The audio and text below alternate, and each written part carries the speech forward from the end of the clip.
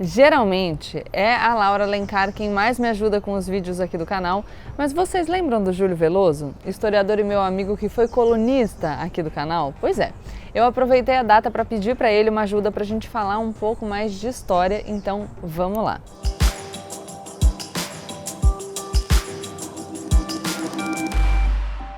Oi gente, como eu sempre digo, a partir de agora, menos emoção e mais razão. Ontem, 15 de novembro, que para mim é hoje, porque como vocês sabem, eu filmo para vocês na segunda-feira, enfim, foi feriado de 132 anos da Proclamação da República. Por isso achei que seria legal a gente parar um pouquinho, sair da confusão do dia a dia da política brasileira e lembrar da nossa história e como a gente veio parar aqui.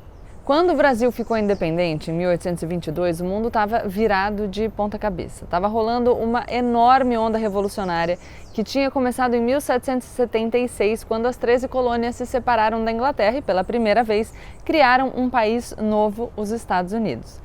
Daí pra frente, a coisa foi caindo feito dominó, galera. Aquele que você derruba um e as peças vão caindo todas, assim, enfim.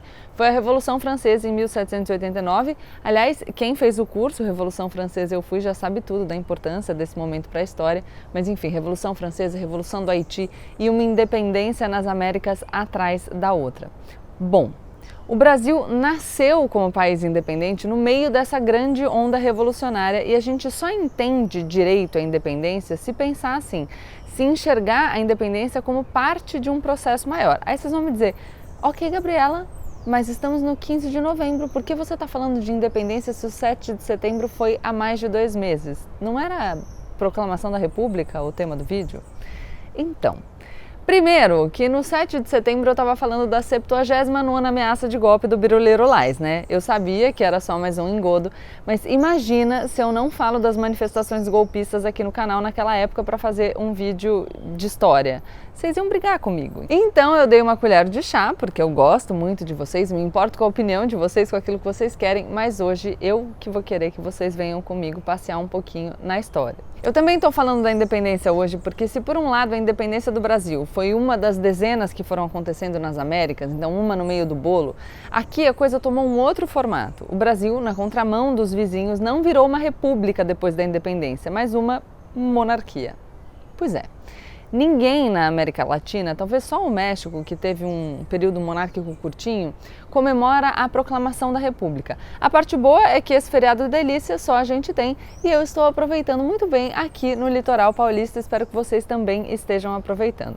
Mas agora falando sério, por que o Brasil foi uma monarquia e como é que a gente virou uma república tantas décadas depois? Existe mais de uma explicação, mas o fato mais importante é que aqui a independência teve um formato diferente.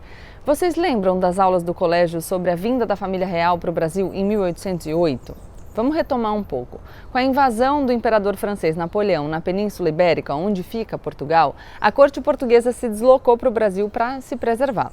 O Dom João VI foi príncipe regente, representando a sua mãe, Dona Maria, e depois rei, tendo o Rio de Janeiro como cabeça do Império Português. Isso fez com que, na hora do Brasil se separar, a coisa acontecesse de uma maneira diferente por aqui. Houve uma transição, digamos, mais suave. Era diferente para outras colônias nas Américas que podiam declarar a independência da metrópole europeia e manter a metrópole lá longe. Para a gente não rolou porque a capital da nossa monarquia era bem aqui, no Rio de Janeiro. Sacaram? A corte tinha se deslocado para cá, a metrópole estava na colônia. Vejam que coisa interessante, o Dom João VI tem fama de ter sido um rei meio bocó.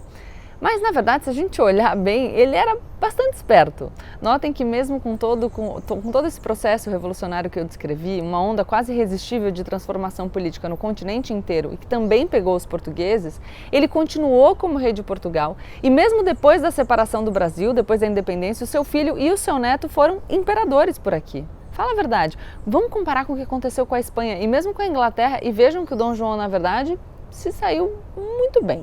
Mas, galera, dizer que a separação aqui foi mais suave não quer dizer que a nossa independência tenha sido exatamente pacífica. Houve luta dura, especialmente em locais como a Bahia, o Maranhão e o Piauí. Mas quando a gente compara com os Estados Unidos ou com a América Espanhola, foi uma transição mais negociada. Enfim, Tudo isso fez com que o nosso país nascesse como uma estranha monarquia nas Américas, a única com alguma duração, longos 67 anos. E foi uma monarquia para valer, tá? A gente teve 2 imperadores, cerimônia de coroação, marqueses, duques, barões, princesa, príncipe, bailes da corte, cerimônias típicas das casas monárquicas. Enfim, até hoje a gente tem uns príncipes aí, né? Bom, vamos lá, vou voltar para o passado. A monarquia brasileira foi um sistema relativamente estável. As eleições foram periódicas e constantes. Existia uma liberdade de imprensa bastante razoável e a gente teve uma mesma Constituição, a de 1824, que atravessou todo esse período. A Constituição foi outorgada, ou seja, imposta pelo imperador Pedro I, para ter o Brasil do jeitinho que ele queria, sem muita interferência. Mas, pelo menos, existia uma Constituição. Isso não quer dizer que não tenha havido lutas e revoltas importantes. A gente pode citar Balaiada, Sabinada, Farroupilha, Confederação do Equador, Praieira, Cabanagem e por aí vai. Mas quando a gente olha para a América Espanhola, e mesmo para os Estados Unidos, a gente tem que lembrar que lá houve uma guerra civil sangrenta, a coisa aqui foi relativamente estável. E vejam que eu estou fazendo um juízo comparativo e não absoluto, tá? Aliás, vale a pena dedicar um tempo para estudar as lutas e revoltas que eu mencionei. Não sei se vocês lembram delas na época da escola, se vocês gostariam de umas aulas curtinhas, me digam aí nos comentários. Enfim, dizer que um regime foi estável quer dizer que ele foi necessariamente bom? De novo, eu vou levar vocês pelo caminho do juízo relativo. Bom para quem? Porque a gente nunca mesmo vai poder esquecer que a gente foi uma monarquia escravista.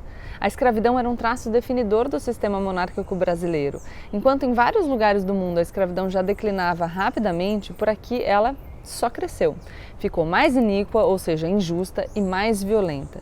Debaixo das longas barbas do imperador, milhões de pessoas eram vendidas, trocadas, alugadas e hipotecadas. Gente! Também precisamos lembrar que o período monárquico foi de protagonismo dos escravizados, tá? Que lutaram pela sua liberdade e fizeram a sua resistência, fugindo e se rebelando em episódios como a Revolta dos Malês de 1835. Bom, essa relativa estabilidade da monarquia durou até o final da década de 1860. Ali, o poder do Dom Pedro II começou a dar os primeiros sinais de fraqueza e o sistema que dominava o país começou a fazer água. Uma das causas da decadência foi a Guerra do Paraguai. O conflito, que começou com uma ampla adesão popular, durou muito mais tempo do que qualquer um podia imaginar e logo ele se tornou algo odiado pelo povo que pagava a conta da guerra. Ela teve um custo altíssimo para o país, tanto em vidas, foram mais de 50 mil mortos brasileiros, quanto do ponto de vista financeiro, já que o conflito faliu o Brasil. Aliás, a gente pode fazer um parênteses aqui, né? Esse número de 50 mil mortos serve para a gente ter uma noção da magnitude, do tamanho da tragédia da Covid-19, que matou 12 vezes mais pessoas. Enfim. Além disso, no contexto do conflito, nascia uma rusga entre o Dom Pedro II e o exército. A disputa começou com questões sobre como conduzir o enfrentamento contra o inimigo. A marinha e o exército não se bicavam e o imperador favorecia a marinha. Essas rusgas foram crescendo e se agravaram depois do fim do conflito até se transformarem num elemento determinante para que o exército, na prática, proclamasse a república pela força. Outra coisa que marca o começo da decadência da monarquia nessa década de 1860 foi o movimento abolicionista, que começou a crescer e a se transformar num verdadeiro movimento de massas. E vejam que eu não estou falando aqui da luta dos escravizados, porque essa foi uma constante, ela ocorreu, teve lugar durante os mais de 300 anos de escravidão. Eu estou falando de uma luta de pessoas livres que passaram a se mobilizar para que o Brasil deixasse de ser um país escravista. Então a gente pode pensar em lideranças como o André Rebouças, Luiz Gama, Joaquim Nabuco e José do Patrocínio, que foram se transformando em grandes referências, em gente querida por amplos setores da sociedade, e a gente começou a ter comícios, festas e demonstrações públicas pedindo a abolição. Essa mobilização cada vez mais massiva desgastava a monarquia escravista porque, depois do fim da escravidão nos Estados Unidos, o Brasil estava sozinho como a única nação independente e escravista nas Américas. Cada vez mais o país parecia atrasado e a monarquia algo ultrapassado, que tinha que ficar para trás. O movimento pela abolição já era internacional.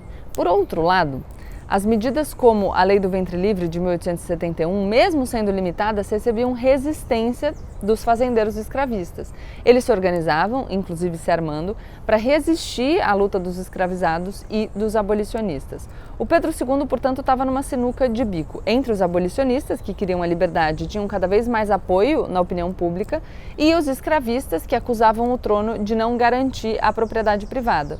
Os dois lados desgastavam o monarca, que ia ficando cada vez mais fraco, e eventualmente a situação ficou insustentável.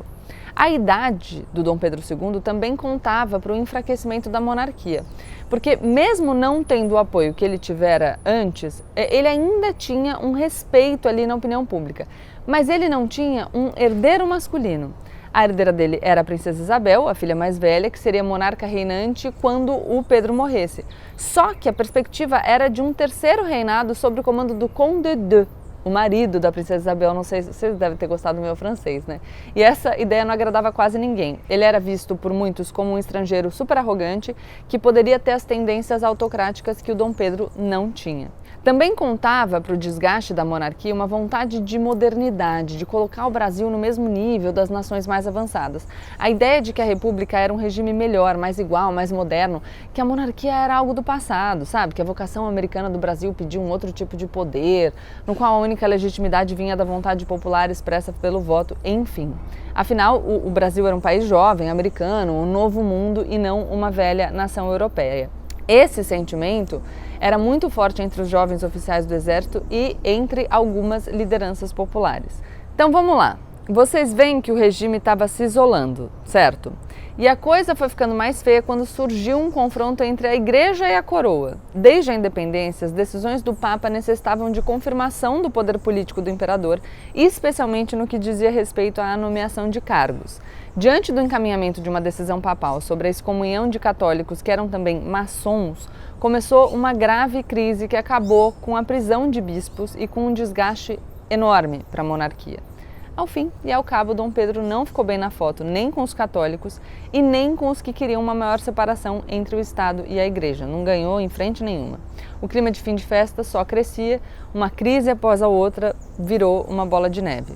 Com todo esse desgaste, aconteceu o 15 de novembro de 1889. Uma articulação entre a elite escravista, especialmente irritada com o fato da abolição ter acontecido em 1888 sem indenização aos fazendeiros, e o exército cada vez mais tomado de republicanismo e de repulsa pela monarquia acabou derrubando o imperador.